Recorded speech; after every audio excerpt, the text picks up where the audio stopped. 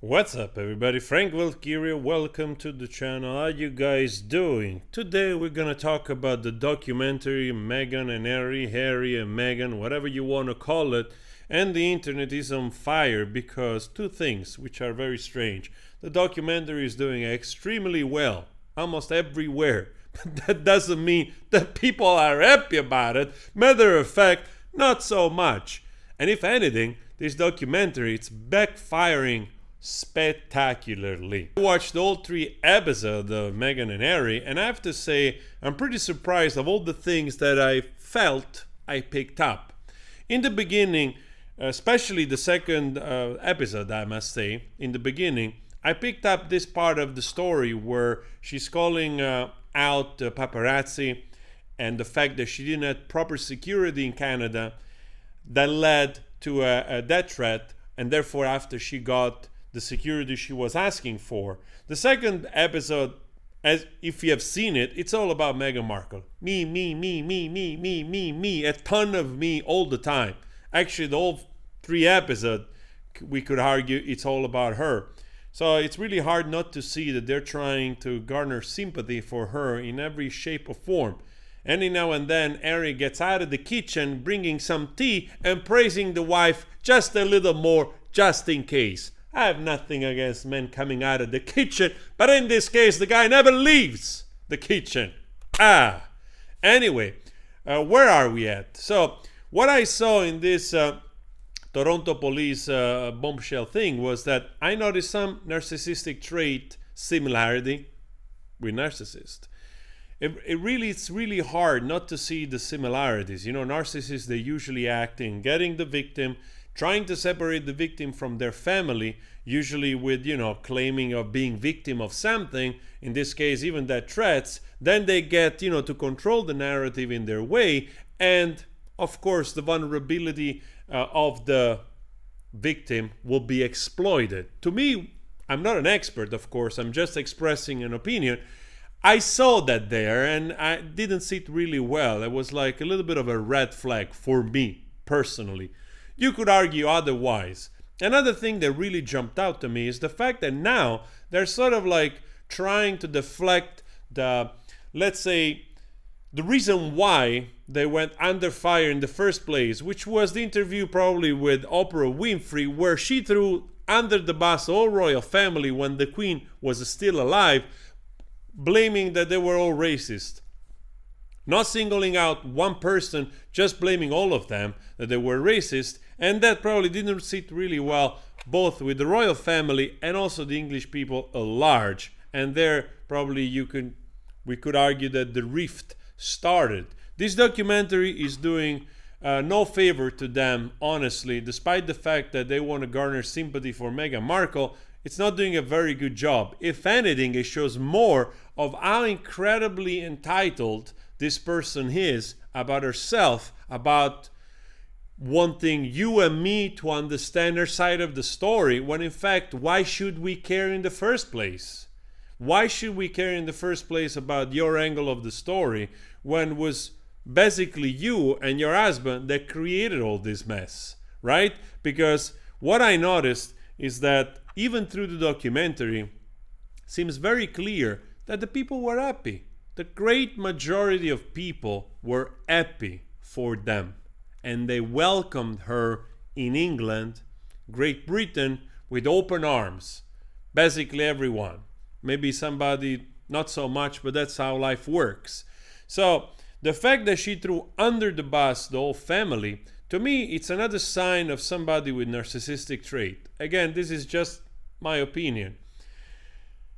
Separating Harry from the family, it's very bad thing for Harry in the long run, if it's gonna turn out to be the victim of this relationship, frankly. And another thing that I suspect happened here is that Meghan Markle, she had a ton of time to find out what it meant to be a royal.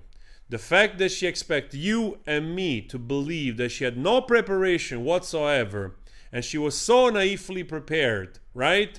And you see it here with the curtsy, that even Harry seems embarrassed of, her doing this dramatic gesture of when she had to curtsy Her Majesty the Queen, right? Even him doesn't look like very, look at that. It's like he's blushing. It's like, ah, he really did that? Huh? He feels like, oh man, what have I done? What have I done? Right? Having absolutely no respect for a culture she's entering in, a family she's entering in, which they most likely, checked into it, allow it, because before she was even engaged, there is no way that the royal family didn't have a talk with Harry, right? And allowed this to happen. So even the royal family probably saw an opening to welcoming her that could have been beneficial for everyone. But instead, what she chose to do is to blame them so that she could be in control again of her narrative. And in my opinion, I explain you why. Because once she got inside the royal family, she realized that she had a role, right? A role that wasn't about her anymore. She's the wife of the prince and also not the first heir. They have duties, correct? And most likely, once she found out that, didn't sit really well with her, because she wanted to use maybe this incredible fame that will come with the royal family to her advantage, and maybe doing other things, maybe a movie every now and then, being free and without carrying the word, as if you're not just entering an institution that has also obligations, right? So Royal AD accuses Sussex of more falsehood in their Netflix docu-series. Meghan's claim that she was not prepared for life in the monarchy is branded a total lie by source who say she was handed a 30-point dossier detailing a future role. And most likely she studied that dossier well, and that's why she didn't like it in the long run. Again, this is just my opinion. People are also calling out the fact that some of the shots in the documentary, actually many of the shots, including a lot of paparazzi chasing her, which was not even taken from actual paparazzi chasing her, but actually by premiere of other things and other people that had nothing to do with Meghan Markle. So again, to see how much edited, how much curated this documentary is, including this shot here in this house where they're talking, which turns out not to be her house, but this house in particular, that it's also for sale. And I have to admit, I can understand that you don't want to show the interior of your house, but you can curate the interior. So if you don't like what it's standing there, you can take the book away or the background, but at least it's your own house, gives a sense of reality and also authenticity. The fact that so many aspects are unauthentic, also this, in my opinion, tells you a lot about how fake this documentary actually is. And in the long run, the person that is really getting damaged out of this documentary, out of all of this, it's actually Harry. And I sympathize with him because I got to know him a little bit better through this story, through his years in the military. And being a spare, I can feel that he was trying to find, being more a troubled kid, he was trying to find his place in life, and went to in a place of let's say authority and discipline for many years, trying to maybe find himself inward, right? And then found this woman that basically is managing to exploit his vulnerabilities and also his trauma with the mother, with the trauma with the mother and the father, the trauma that is carrying with him, that it's unresolved most likely, right? Of the separation of the two, the death of the mother, and so on and so forth. And what do? Usually you're fertile terrain for a predator, for a narcissist. Again, my only opinion here. I don't see this to be very good for Harry. I think the royal family tried their best. Now you see that this is backfiring to an extent where the coronation of King Charles, it's coming up, and most likely, they will not attend, or if they attend, probably there's going to be more backlashes.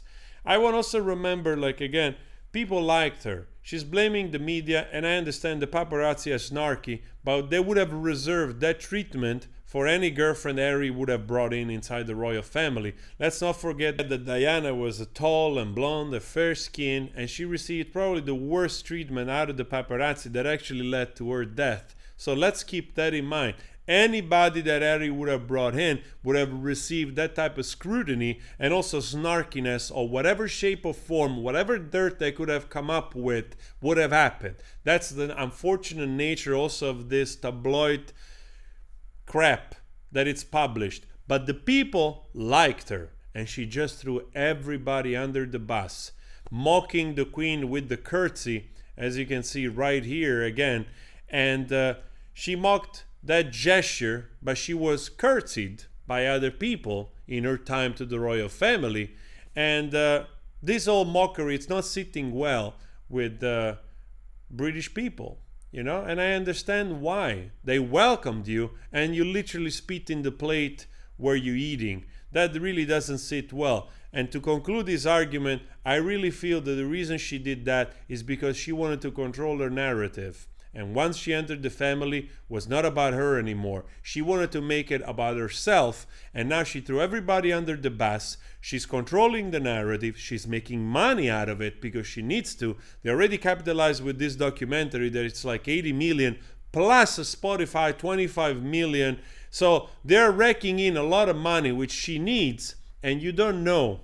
You don't know if this relationship will continue, right? She's using everything that she can to make it about herself, in the process making more money, climbing higher, but it's not doing them a very big favor, this documentary. I don't think it's working in the way they thought it might work. If anything, it's backfiring big time, and I wonder if they're gonna go heavier on the other 3 episodes or not. Now I'm curious. Guys, let me know your thoughts on this. Please consider subscribing. I talk to you later. Ciao.